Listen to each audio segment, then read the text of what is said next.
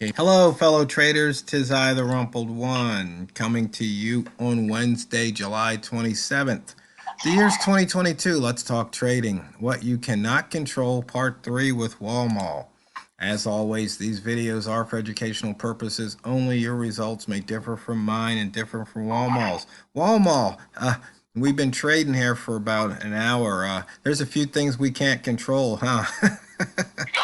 Yeah, to say the least. I mean, well, there was one thing I could have controlled, but for the most part, yeah, there was a lot of things I couldn't control. I was going into trade after trade after trade, having profit, and having it taken away from me by the market.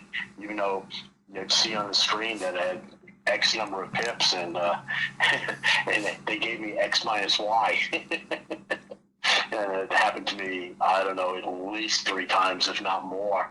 And it just was, I can't control any of that. That's just what the market does. I can get mad, but that's about the only thing. The only thing I can control is how mad I get at whoever did that to me. Not that a particular person did it, but just the movement of the market did it to me. Yeah, And that's well, just part of yeah, but they part did of it. give you like a 0.21 in that one trade in your favor. Yeah, they did. So they made up part of it, but not nearly as much as they took. And that's just part of trading. We just have to go and recognize that, and just know that, hey, if you got a method that you know that works, that you're comfortable using, and you stick to your rules, eventually comes back. I mean, I've made gold for the day. I can't complain about that, so why not? So we just keep on going and just realize that that's just some of the stuff that happens. It's the undercurrent or the underbelly of what happens sometimes, and we just have to deal with it and not let it, you get mad at the time, but at the same time, you can't let it keep you mad, because then you're going to go and do things that you're going to be regretful of. Let's just put it that way. And then at the same time, I did do something that I shouldn't have done today, and I'll come clean with everybody here.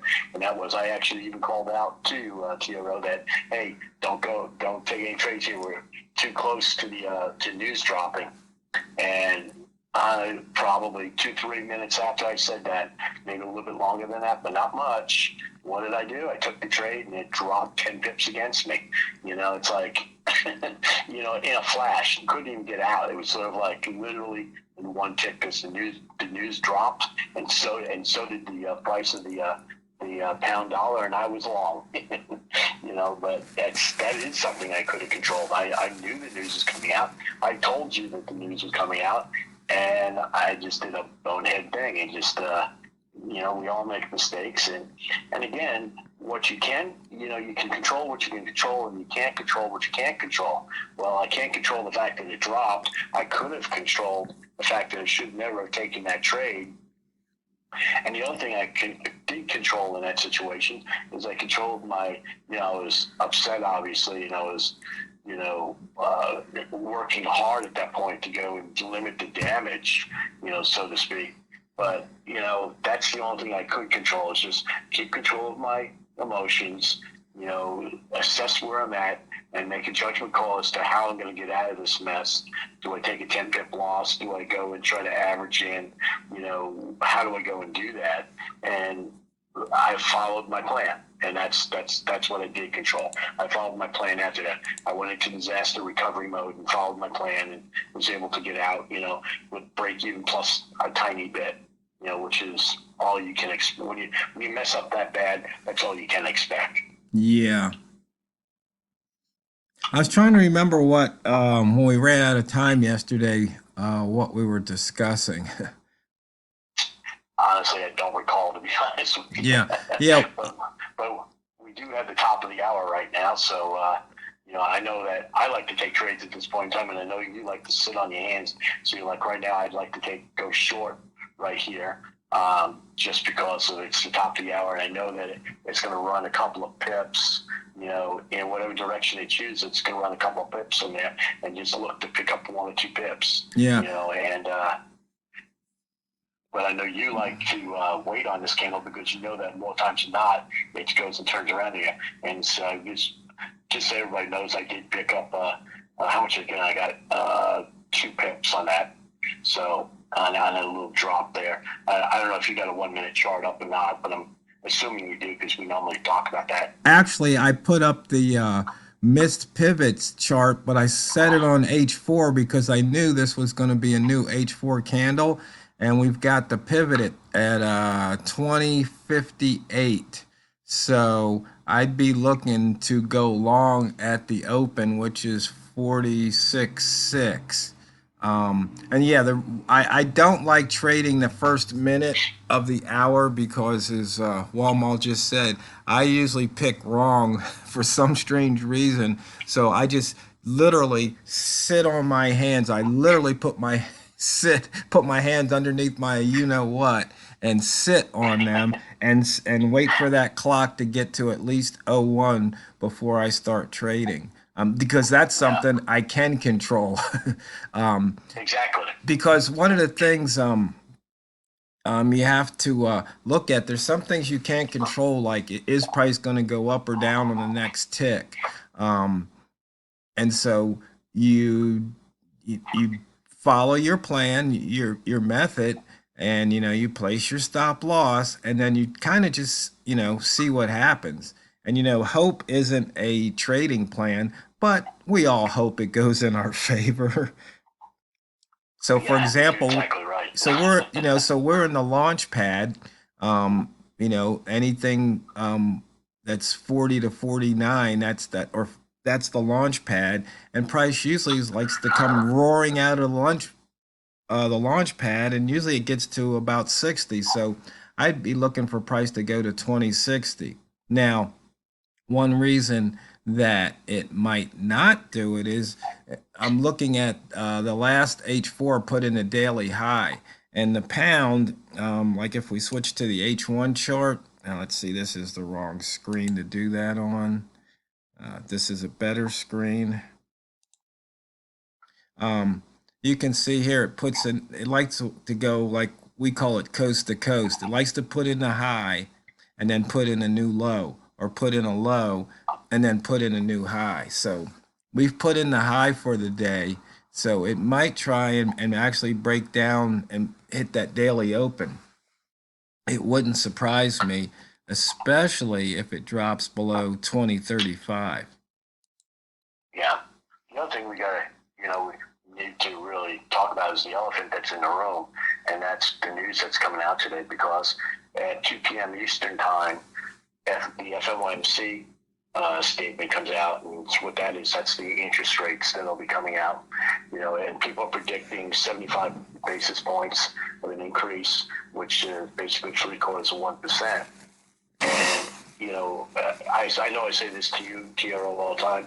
It's not it's not whether or not that's good news or bad news. The difference is how much does it differ from what actually does happen. That's what causes the market move, because that 75 basis points, everybody's been calling that now for 2 weeks, maybe even 3 weeks. And so that's all built into the market already. So now the question is going to be, okay, if it comes out at 100 basis points or 1% or it comes in at 50, what does the market do? How does the market respond to that, to that change in the interest rates? And more than likely it's going to come in at 75, because that's usually what happens. But those big moves happen because of that. But then 30 minutes after that is when these funny guys who make these rates up, they'll get up in front of their podiums and they'll talk and have their press conferences, and they'll say things, and sometimes they'll say things that are like more revealing as to why did they only move it this much or not move it at all, or whatever they decided to do. That's more revealing, that gives a predictor for the future, because these markets, what they're trying to do is they're trying to predict the future.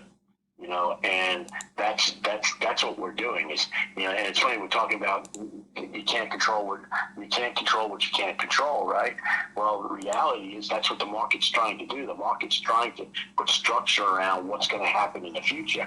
Well, the one thing we don't know, there's a lot of things we know. We know what happened in the past. We know what's happening right this moment. But the one thing we don't know is what's going to happen in the future. And we can't control the future. But the markets, we as traders, to a certain extent, are trying to control the the future. We're trying to say, okay, the pound's going to go here, or the dollar's going to go there, or the yen's going to go here, and we make these predictions, and we're trying to control something that's not controllable. All we can do is react to it. And that's why I think a lot of times, when you try to make money off a news cycle, if you're just trying to do it plainly off the fundamentals, that's why I think some of the traders get it wrong, because they're making a prediction. In other words, they're going and having a fundamental thought in their brain about what's going to happen, and they have an observation with their own slant and own bias to it. Maybe good, maybe bad, but they're trying to control something that they can't necessarily control. Right. Well, it's just like I had just mentioned that, if it hits at 2035, which it actually broke at the 34.6, but then as I was looking left, I saw there was another level, which about 33. That probably, if it breaks that, it's really going to be toast. Not to mention that, and like you had called out before we got on the video, that we only have 69 pip range today. So that FOMC is probably going to push it, 50 pips, add about 50 pips to the range, because let's see, 5 days ago we had 84 pips, 8 days ago we had 70, but all those other days were, over 114 pips or higher. 7 days ago we had 171. So it's unusual, very, very unusual for this time of day to have only a 70 pip range for the day. This is what on a normal day, this is what you see at somewhere around 5 o'clock Eastern time, something like that, or maybe even 4 o'clock Eastern time. You don't see that. Right now we're coming in at just after 9 o'clock Eastern. This is very, very unusual. And so what I'm seeing right now is the market is going down. Okay, it's been over the last couple hours, it's gone down. You know that 2 hours ago that was a green candle on the hourly. It had run up pretty quick, and then it put in that tail at the top, and so it's been continuation. Now you can see that when you look at the M30 charts, you can see that all those red candles, how it reached that top, and then you had one green M30 in there, but the rest have been bringing down. And now it's hitting that same level that you're talking about. It's coming close, down to that area where you see the 35, 33, tested the 35 once. It's probably going to come down and test it again. And if it breaks it, I don't know where it's going to go. It's going to drop pretty significant, probably. And all it's going to come down to, what is the reaction at 2 o'clock when that news drops, and it's going to push it in a particular direction. Am I going to be trading it? Nope. Yeah. Especially after my little problem earlier. Yeah. I'm just not going to trade it. I'm not even going to be at my desk. I'm going to go find something else to do at that time, and just maybe I'll come back at 3 o'clock after it all settles, and see if there's any opportunity out there at that point. Yeah. But for me, I don't trade that. Yeah, because we're coming out of the upper wick zone at 41. This is second time it's done that, I think, this hour. Yeah. It's coming out. I was about to point that out. Yeah, well, at least on my charts, I'm about 20 pips off of it. 19 pips off of that high. So, actually, I'm sorry. Off the high, we're actually 50 pips, but off the low, we're about 20 pips off of it. Yeah. So, fellow traders, the fastest 15 minutes in trading is just about up. So once again, there's things you can control, and that's what you really have to focus on. And the things that you can't control, you just be aware of them and not react to them. Brain management. If something goes against you, the price moves against you, or when you exit, they take some pips away from you. Don't let that, put you in the tilt mode, because it's not what you trade, it's how you trade it. So go out there and drain the banks. This is the Rumpled One, over and out.